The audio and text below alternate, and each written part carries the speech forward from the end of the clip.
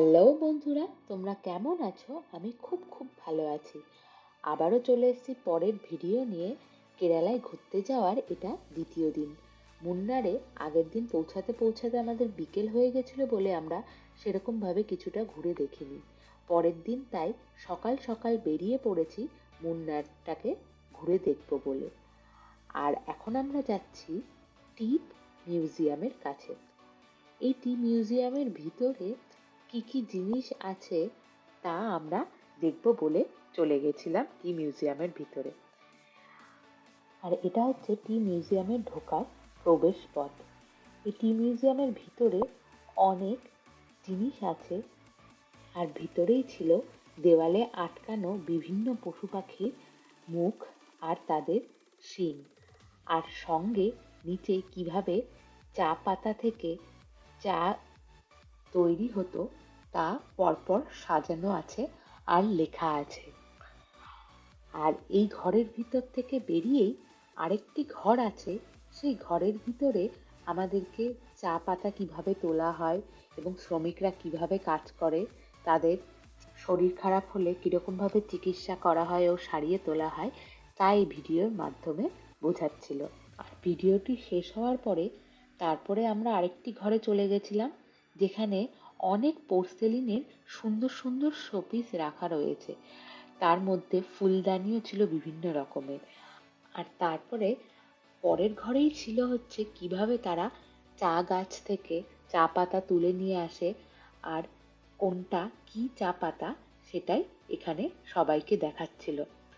আর সব কিছু আমাদের বলার পরে তারপরে মেশিনটা চালিয়েছিল যে কিভাবে কাজ করে তা দেখানোর জন্য। আমাদেরকে লাইভ দেখাচ্ছিল যে কিভাবে চা পাতা মেশিনের ভেতর দেওয়া হয় আর সেখান থেকে চা বেরিয়ে আসে। আর এইখানে প্রায় 4 ধরনের চা পাওয়া যায়। একটা হচ্ছে ব্ল্যাক টি, যেটি সিটিসি পদ্ধতিতে পাওয়া যায়, যেটাই আমাদেরকে করে দেখাচ্ছিল। এটা হচ্ছে কড়া চায়ের জন্য খুব ভালো। আরেকটা আছে অর্থোডক্স ভ্যারাইটি, যা মিষ্টি বিস্কুটের মতো গন্ধ আর ফলের হালকা স্বাদের জন্য এটা পরিচিত। আরেকটা পাওয়া যায় গ্রিন টি, যেটা সতেজ এবং ঘাসের মতো গন্ধযুক্ত চা। আরেকটি যেটা চা আছে সেটা হচ্ছে হোয়াইট টি। এটি সহজেই খুব একটা বেশি পাওয়া যায় না। চা গাছের কুড়ি থেকে খুব সামান্য পরিমাণে এটি তৈরি করা হয়। আর এই চা পাতার দাম নাকি অনেক হয়। আর আরেকটা যেটা পাওয়া যায় সেটার মধ্যে মশলা মেশানো থাকে, যেটার মধ্যে এলাচ, পুদিনা এবং আদা দিয়ে এই চা পাতা তৈরি করে।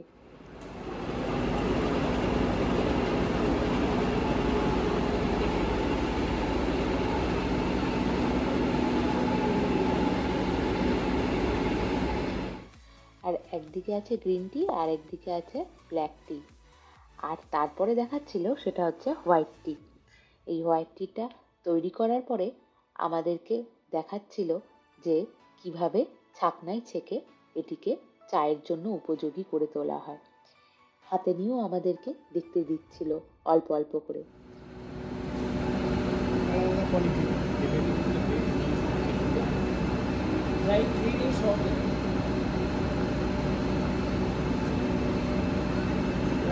আর পাশেই একটা ছোট্ট কাচের বক্সের মধ্যে আলাদা আলাদা চা পাতা রাখা আছে, আর তাদের উপরে নাম লেখা আছে কিভাবে তৈরি হয়।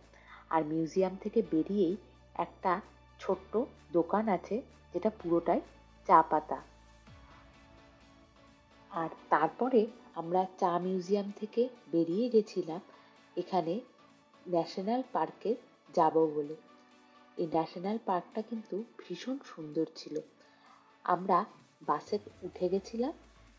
এই বাসে করে আমাদেরকে এই ন্যাশনাল পার্কের একদম উপরে নিয়ে যাবে। তারপরে ওখানে গিয়ে কিছুটা হাঁটা পথ, যেটা সবাইকেই হেঁটে উপরে গিয়ে দেখতে হবে। আর আমরা উপরে উঠে গেছিলাম নীলগিরিকে দেখব বলে, কিন্তু মেঘ হয়ে যাওয়ায় এই ধাপে ধাপে নীলগিরিগুলোকে দেখাই যাচ্ছিল না। আমরা উপর থেকে একদমই নিচে কিছু দেখতে পাচ্ছিলাম না। তারপরে নেমে এসে আমাদের খিদে পেয়ে গেছিল, আমরা তাই একটা রেস্টুরেন্টের ভিতরে কেরালিয়ান একটা থালি নিয়ে নিয়েছিলাম, আর সঙ্গে নিয়ে নেওয়া হয়েছিল চিকেন আর ডাল ফ্রাই, আর তার সাথে ছিল হচ্ছে পমফ্রেট ফ্রাই, যেটা আমাদের একটু পরেই দিয়ে গেছিল। আর অল্প কিছু খেয়েই আমরা রাত্রিবেলায় ডিনারের জন্য একটা লাচ্ছা পরোটা, চিকেন ললিপপ, এক চিকেন আর অল্প রাইস আর স্যালাড নিয়ে নিয়েছিলাম। আর পরের দিন সকালবেলায় আমরা চলে গেছিলাম থেকেডিতে। এই থেকেডিতে যেতে আমাদের গাড়িতে প্রায় 3 ঘন্টা মতো সময় লেগেছিল। আমরা সুন্দর প্রাকৃতিক পরিবেশ দেখতে দেখতে এই পাহাড়ের ভিতর দিয়ে চলে গেছিলাম থেকেডিতে। আর থেকেডিতে পৌঁছেই আমরা, যেটা এখানকার সব থেকে ফেমাস, সেটা হচ্ছে আয়ুর্বেদিক মাসাজ। এখানে ফুল বডি ম্যাসাজও হয়, কিন্তু আমি শুধু হেড ম্যাসাজ আর ফেস ম্যাসাজ করেছিলাম। এই ম্যাসাজ করার পরে আমাদের এত ঘুম আর খিদে পেয়েছিল, তাই আমরা একটা রেস্টুরেন্টের ভিতর ঢুকে সেখানে কিছু খেয়ে নিয়েছিলাম। তার মধ্যে আবার কেরালিয়ান থালি নিয়ে নিয়েছিলাম, সঙ্গে ছিল চিলি চিকেন, নান ছিল আর একটা ফিশ ছিল। সেই ফিশের মধ্যে আমাদেরকে দিয়েছিল হচ্ছে পমফ্রেট, যেটা তাওয়া ফ্রাই করা ছিল। আর এই মাছটাও খেতে কিন্তু ভীষণ সুন্দর ছিল। আমি যদিও খুব একটা মাছ পছন্দ করি না, কিন্তু আমার খেতে বেশ এটা ভালোই লেগেছিল। আর খাওয়া দাওয়া করার পরেই আমরা চলে গেছিলাম বোটিং করব বলে। বোটিংয়ের উদ্দেশ্যে আমরা বেরিয়ে পড়েছিলাম। এখানে এই বোট ট্যুরটা আমাদের প্রায় 1.5 থেকে 2 ঘন্টার মতো ছিল। আর এই পেরিয়ার লেকের মধ্য দিয়েই এই বোটটা আমাদেরকে নিয়ে যাবে বিভিন্ন রকমের পশু পাখি দেখার জন্য, যার মধ্যে ছিল এলিফ্যান্ট, সাম্বার হরিণ আর বিভিন্ন প্রজাতির পাখি।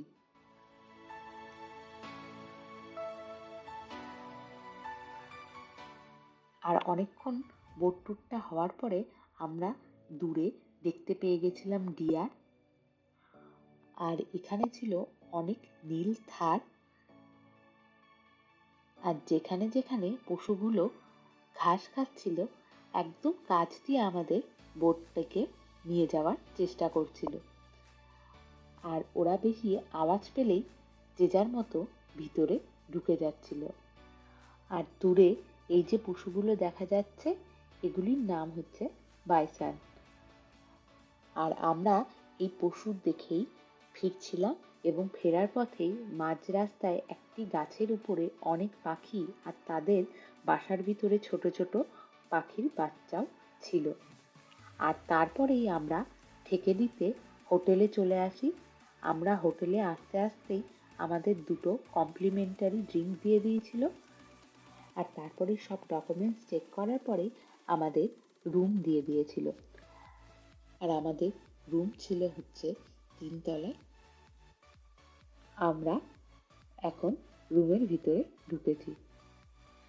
আর দরজা খুলতেই সারাদিন এত টায়ার্ড ছিলাম আমরা, আর মাসাজ করে খেয়ে দিয়ে এত ঘুম পেয়েছিল যে কখন এসে বিছানায় শোবো তারই চিন্তা করছিলাম। ঢুকেই ডান দিকে ছিল আমাদের বাথরুম। এই হোটেলটাও কিন্তু ভীষণ সুন্দর ছিল। আর এই ঘরের ভিতরে 2টো বারান্দা ছিল। সেই বারান্দার বাইরে ছিল প্রচুর পরিমাণে এলাচ গাছ, আর চারিদিকে এলাচের গন্ধে যেন ভরে গেছিল। তারপরে সন্ধেবেলায় আমরা দুধ, চা আর কিছু স্ন্যাক্স আর বিস্কুট কিনে নিয়ে এসেছিলাম, সেগুলোই এখন খুলে নিয়েছি খাবো বলে। আর রাত্রিবেলায় ডিনারে আমরা নিয়ে নিয়েছিলাম স্যুপ,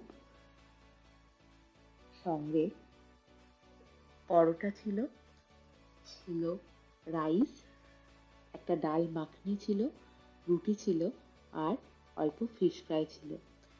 আর পরের দিন সকালবেলায় আমাদের ছিল কর্নফ্লেক্স, চা, এখানে শরবত ছিল, সঙ্গে ইডলি ছিল, একটা আলু ভাজা ছিল, একটা পকোড়া ছিল, ছিল আলুর পরোটা, আর ছিল সাম্বার আর কোকোনাট চাটনি। আর এখানে বললে তারা গরম গরম ধোসাও বানিয়ে দিচ্ছিল, আর সঙ্গে ছিল সাম্বার, আর এখানে ডিম সিদ্ধ।